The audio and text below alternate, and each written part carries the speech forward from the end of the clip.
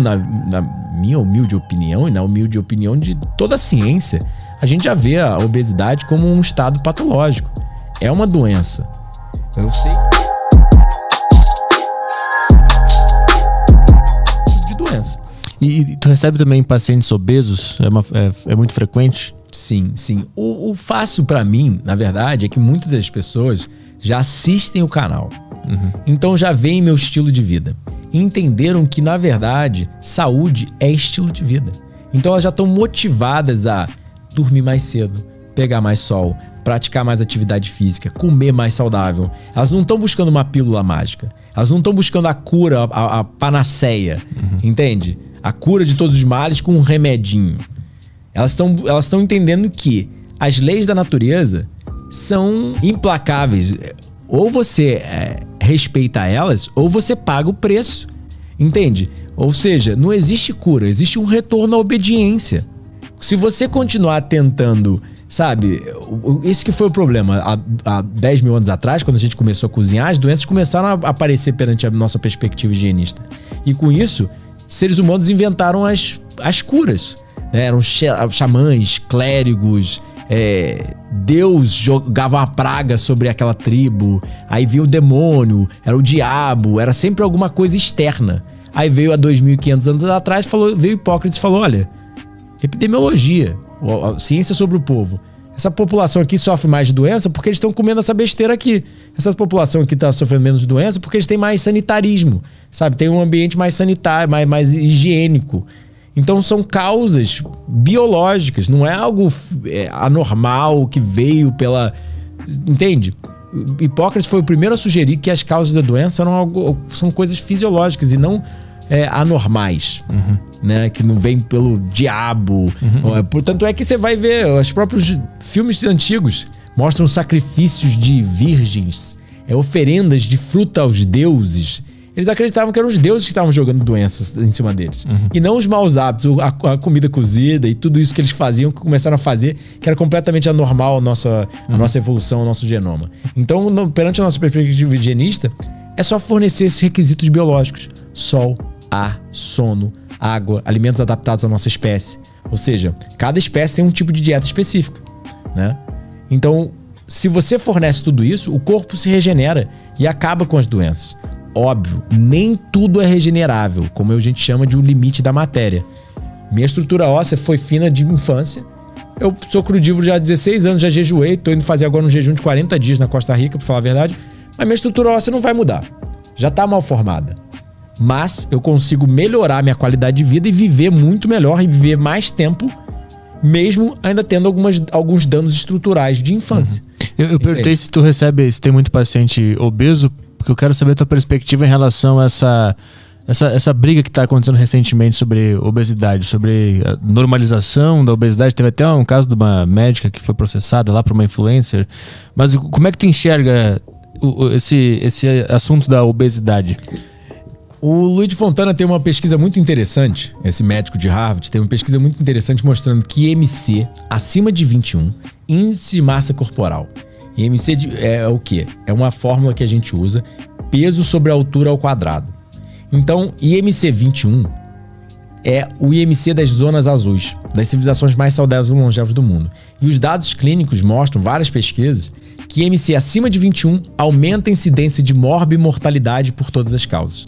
Ou seja, se você tem IMC acima de 21, você tem mais doença e mais morte, e vai ter menos tempo de vida.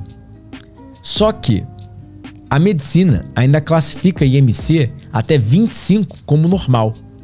Para mim, eu vou fazer antropometria num paciente, ou seja, a medida do homem, né, tirar as medidas dele, botar ele numa balança de impedância, fazer o adipômetro lá, ele já tá cheio de gordurinha para fora se ele tem IMC 25, a não ser que seja um fisiculturista, um cara muito forte, tá? Mas ele já tem a gordurinha pulando para fora.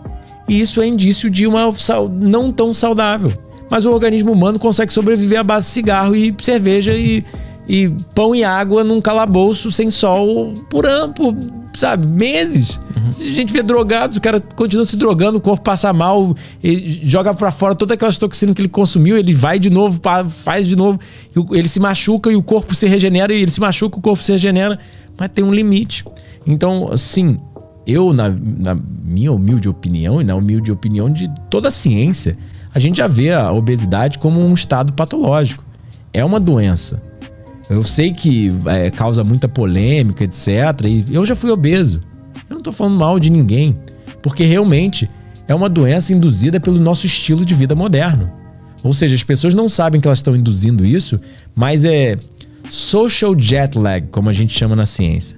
Todo mundo já ouviu falar do jet lag. Você voou daqui para Portugal, mudou 3 horas no fuso horário, você se sente meio grog quando você chega lá porque mudou o ritmo circadiano. Fazer social jet lag, ou seja, é ter um jet lag social. No final de semana você sai com seus amigos, você está acostumado a dormir 10 horas da noite para ir para acordar no dia de semana para o trabalho, mas só que no final de semana você jantou mais tarde e foi dormir mais tarde. Isso já aumenta IMC. Isso já aumenta a probabilidade de você ser obeso. Por causa de regulação do ritmo circadiano. Não tem nada a ver com comida. Ou seja, só jantar de noite, como a gente falou. O alimento pode se tornar 2 a 3 vezes mais calórico quando você come ele de noite. A mesma banana que você come de manhã engorda mais de noite. Então são, obviamente... Eu perguntava ao meu pai, na sua época, 70 anos atrás na roça, 80 anos atrás na roça, tinha obesos? Não. Eu ia perguntar isso agora, se existe registro de obesidade antigamente, em outros períodos na Do jeito que é hoje, duvido. Na quantidade, nas proporções, né? Não só na quantidade de obesos, mas no tamanho de peso que as pessoas mantêm, 65% da população mundial sofre de sobrepeso ou obesidade na atualidade. Eu tô há 16 anos, eu treino todo santo dia, eu passo por bares, as pessoas estão reclamando de doença, estão reclamando de qualquer coisa, mas estão lá sentados em bares, comendo e bebendo. Eu tô lendo aquele livro Homo Deus, conhece? Não. Tem um capítulo que ele fala sobre os avanços e tem uma parte que ele fala que mais pessoas morrem de obesidade do que de fome hoje. E isso é histórico, né? Isso nunca tinha acontecido antes. Você vai ver vários dados de campo de concentração e guerra mundial. Por exemplo, acho que foi a Noruega. Veio a Alemanha, tirou a proteína animal deles. E eles tiveram que viver de vegetais por alguns anos. A incidência de doença cardiovascular caiu drasticamente. Menos comida. Cara, tinha que dar mais proteína se eles quisessem o mal da Noruega. Exatamente. O mal foi para a Alemanha, que foi roubar a proteína deles, entende? Sim.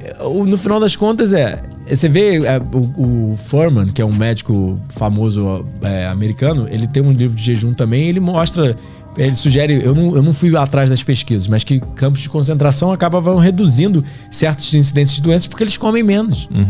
E é só ver, que fisiculturista você conhece de 100 anos? Que pessoa de 2 metros de altura, forte, você conhece de 100 anos? Obeso também, não tem velho obeso, né? Se é obeso, no final da vida. Porque meu pai, por exemplo, até os 20 anos, não tinha luz, não tinha comida industrializada. Passava o dia inteiro trabalhando na horta, que é muito ativo fisicamente, e comendo só fruta. Ele falava, passava o dia inteiro de fruta, chegava em casa, só de noite a gente jantava comida cozida. Mas ao longo do dia era fruta. Só que aí veio pra cidade grande. Começou o abuso. Mas só que como ele teve uma infância muito boa, a programação metabólica, como a gente chama na ciência, foi uma coisa muito saudável dele. Então ele era mais saudável lá de casa. Mesmo obeso, fumando, bebendo, fazendo um monte de besteira, ele não ficava doente. Era mais saudável que a gente. Entende? Então, assim, o que acontece é sempre... Eu publico um vídeo lá no TikTok, que eu faço os vídeos mais polêmicos mesmo, sem camisa, em casa, no jardim. Aí o pessoal, mas meu avô vivia até os 100 anos comendo carne e torresmo, então eu vou comer o que eu quiser. E, cara, isso é sonho, sabe? Seu avô, tudo bem, no final da vida dele, quando você começou a conhecer ele há 20 anos, 30 anos, pode ter comido mais besteira, sim. Ele pode ter ficado obeso, sim. Mas só que na fase da infância, o bichinho não tinha nem agrotóxico, não tinha nem papel. Meu pai não tinha papel pra limpar entende? O rabo. E